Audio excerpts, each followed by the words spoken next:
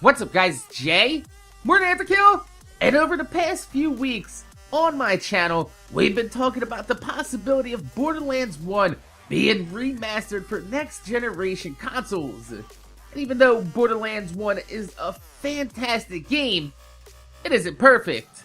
There are still a few features and tweaks that could be added to the game just to make it a little bit more enjoyable. I can admit that, even though I'm in the opinion that the less Gearbox changes about the original game, the better off it would be for the community. But I too understand a desire for some more modern design cues to be added, and that's why today I went through the comment section of all those videos and I compiled a list of the top 5 most requested features or changes to be made for a Borderlands 1 remaster. So, starting with number 5, we have the ability to reset your playthrough 2.5 and play through a dynamically scaled endgame. Borderlands 1 is fantastic. The leveling and damage scaling of the enemies and weapons still to this day is some of Gearbox's best designed work. Weapons stay relevant, enemies remain tough, yet still beatable, and it also includes some of the most memorable mobbing runs in franchise history. However, a lot of this is lost due to the fact that once you reach max level in Borderlands 1, you cannot reset your playthrough at endgame and play the entire campaign at maximum difficulty. When you couple this with the fact that there are very few bosses to farm at endgame, you have a recipe that leads to a lot of non-hardcore Borderlands fans to stop playing the game once they finish the campaign. Without the addition of Cromerax and General Knox's farmery glitch, Borderlands 1 wouldn't even have an endgame to speak of. And that's why a dynamically scaled playthrough 2.5 comes in at number 5. Number 4 on the list is the auto collection of money and ammo. While this seems to be a no-brainer for any game company designing a looter shooter in 2016, apparently this isn't the case in 2009. For whatever reason, Gearbox decided that they wanted you to pick up every single piece of ammunition and money that drops individually, as if for some reason you wouldn't want to collect extra ammo and money off the ground in a video game. But it can get very old and very tiresome, especially if you run out of ammo mid-fire fight.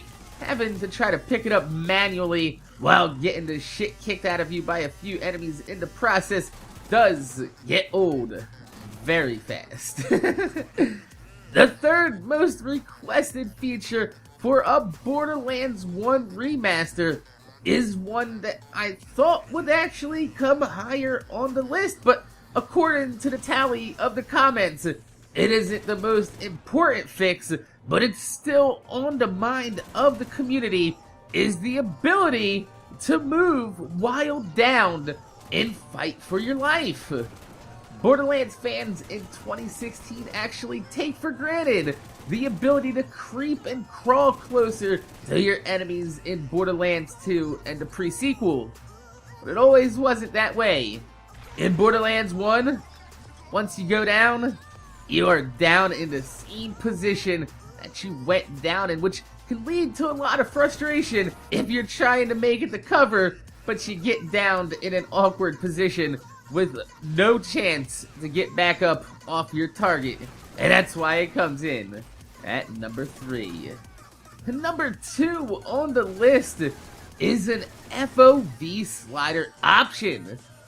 Even though we mostly discuss Borderlands being remastered for the next generation consoles, this is also a feature that longtime Borderlands 1 fans have been struggling with since 2009 on the PC, is that there are no versions of the game that allow for a simple menu change of your field of view. Instead, most PC players option to tweak their FOV through their INI config files and map into function to a hotkey on their keyboard.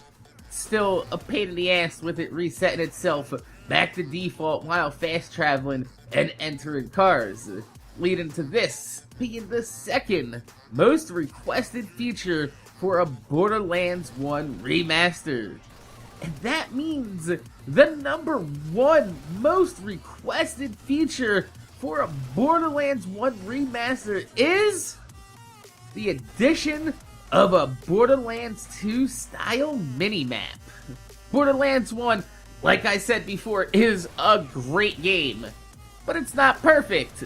And if you haven't played it a million times over, then figuring out where some of your target destinations and locations to visit on mission by way of the navigational compass at the bottom of the screen can be quite disorienting for a new player. Even myself, having played through Borderlands 1 quite a few times, still find myself cycling in between the overworld map in your inventory and spinning wildly about to get your bearings on the compass to match the same direction that you want to go on the map, making this not only one of the most popularly requested features to include in a remaster, but probably the most useful, since it would come in handy pretty much 99% of the time while playing it. That is the reason why it's number one on this list. So, my name is Jay, MorninAfterKill. I want to thank you guys for watching. Make sure you guys rate, comment, subscribe.